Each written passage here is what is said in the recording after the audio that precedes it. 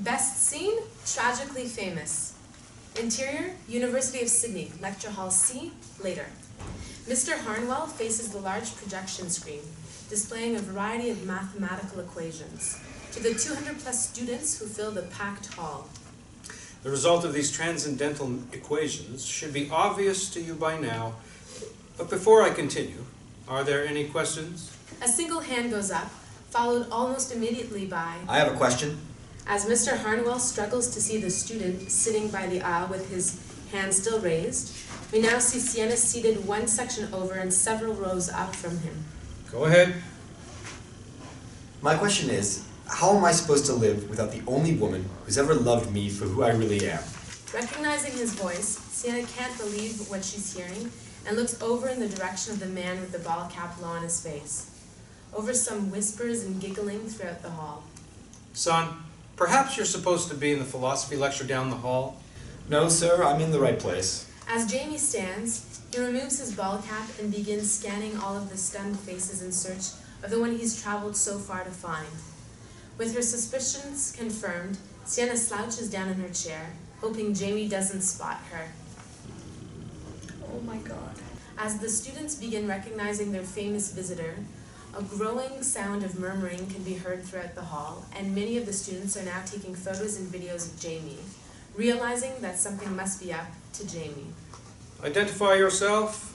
Jamie heads down, carrying a single red rose, and approaches Mr. Harnwell with his free hand extended.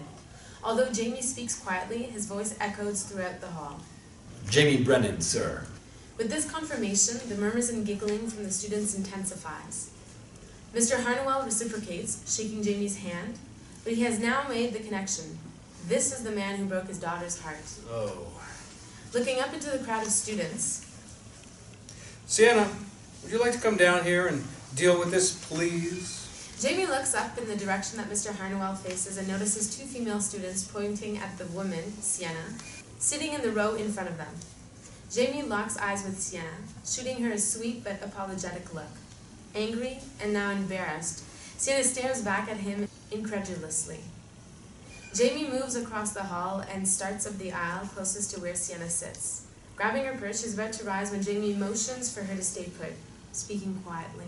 This isn't the place, Jamie. I don't care who hears. Well, I do. Sienna stands and cuts across the row full of students to the next aisle. As she heads down, trying to get by Jamie, he moves to intercept her. Sienna stops. I never meant to lie to you for so long. I got carried away, and I feel terrible. None of it is real, Jamie. You're not even an accountant. Everything else was real. Come on. Is that so, Nick? Come on, you know what I mean. Whatever feelings you have for me, Had. they're for real reasons. It doesn't matter anymore. I swore I would never let anyone hurt me again. And I just went from one liar straight to the other. Frustrated, Sienna makes her way back along the row. At this point, many of the students, mouths agape, are filming the exchange, which only adds to Sienna's stress. People are here to learn, Jamie. Coming down the aisle toward him, he blocks her path again. Listen, I don't care what justifications you've convinced yourself of. You had ample opportunities to come clean, but you choose to be selfish. Selfish. Until I met you, my work was all that ever mattered to me. That was selfish. But to come here, I had to walk away from a potential Oscar role that I've waited my career for. No one asked you to do that, Jamie. That's just it. No one had to. Overwhelmed, Sienna rushes past him toward the exit, just before she reaches the door. Because I'm in love with you. Several of the students, mostly female, gasp as Sienna stops abruptly, still facing the exit with her back to Jamie. You can't be in love with someone you barely know. Wrong. Because I know enough. Sienna turns and intentionally puts Jamie on the spot, hoping he hangs himself. Yeah? Like what? Well, I know that you're crazy, smart, and super funny, and that you have absolutely no idea how beautiful you are. Really? That's all you got? Let me finish. I know that our relationship was a fixed asset with no anticipated depreciation, and that if you look really carefully, you'll see that our ledger is balanced. Jamie stops again, finding it corny Sienna struggles to keep a straight face, while audible ahs can be heard throughout the hall. Sienna regains her composure. Seriously.